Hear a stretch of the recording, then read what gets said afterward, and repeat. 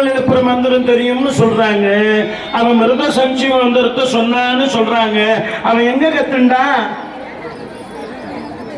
அயனிடையே அசுரே குரு பெற்றளோ.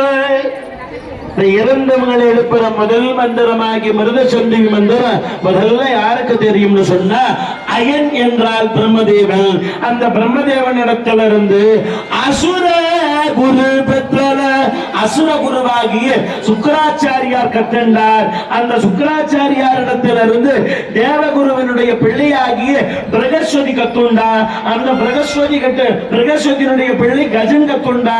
அந்த கஜனிடத்திலிருந்து காலமா முனிவர் கத்துண்டார். அந்த காலமா முனிவர் வச்சுனா அபிஷார வேள்வி பண்ணாங்க பாண்டவர்களுக்கு துரியோதனாதியர்.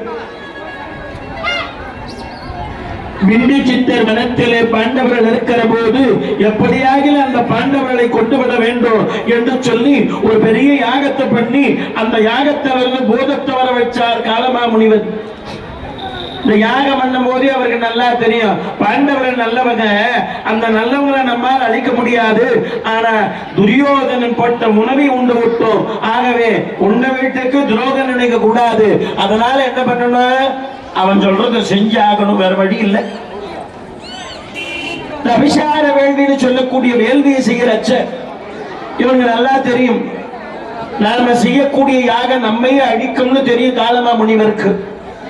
துரியோதனனை கூப்பிட்டு சொல்றார், துரியோதனா, இந்த யாகத்திலிருந்து வரக்கூடிய பூதமானது என்னை அந்த பாண்டவர்களை கொல்லலன்னா யான் புரி வேள்வி என்னையே கெடும், என்னையே கெடுத்துடும். அதனால இறந்துட்டேன்னு சொன்னா இறந்தவங்களை எழுப்பக்கூடிய மிருத சஞ்சீவி மந்திரம் எனக்கு தெரியும் துரியோதனா, அதை நான் உனக்கு சொல்றேன்.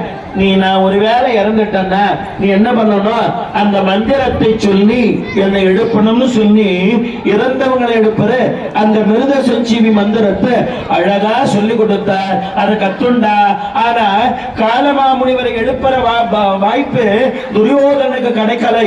ஏன் கிடைக்கலன்னா அந்த போதம் வந்தது மாண்டவர் பின்னரோ மாழ்வரோ மதியிலாதாய் என்று சொல்லி அவனை அடிச்சு வாயில போட்டு அந்த யாக குண்டத்தை இறங்கிட்டது. அவன் பிரேதம் இருந்தாதான காப்பாத்த, பிரேதமே இல்லையே. ஆனா அந்த மந்திரம் இவனுக்கு தெரிவதனாலே அந்த மந்திரத்தை சொல்லுவதற்காக இந்த துரியோதனன் எதிர்த்து நிற்தான்.